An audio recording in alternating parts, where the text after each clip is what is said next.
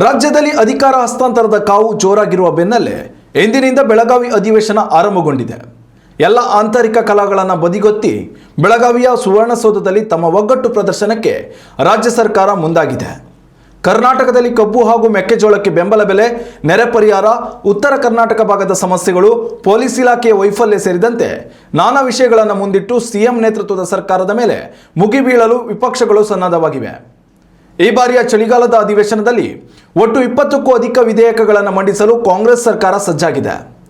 ಮತ್ತೊಂದೆಡೆಯಲ್ಲಿ ಕಬ್ಬು ಬೆಳೆಗಾರರು ಸೇರಿದಂತೆ ಒಟ್ಟು 89 ಸಂಘಟನೆಗಳು ರಾಜ್ಯ ಸರ್ಕಾರ ವಿರುದ್ಧ ಪ್ರತಿಭಟನೆ ನಡೆಸಲಿವೆ. ಇಂದು ಆರಂಭಗೊಂಡಿರುವ ಬೆಳಗಾವಿ ಅಧಿವೇಶನಕ್ಕಾಗಿ ಬೆಳಗಾವಿಯ ಸುವರ್ಣಸೌಧಕ್ಕೆ ಬಿಗಿ ಪೊಲೀಸ್ ಭದ್ರತೆಯನ್ನು ಒದಗಿಸಲಾಗಿದೆ. ಒಟ್ಟು 6,000ಕ್ಕೂ ಅಧಿಕ ಪೊಲೀಸರನ್ನು ರಾಜ್ಯ ಸರ್ಕಾರ ಭದ್ರತೆಗೆ ನಿಯೋಜಿಸಿದೆ.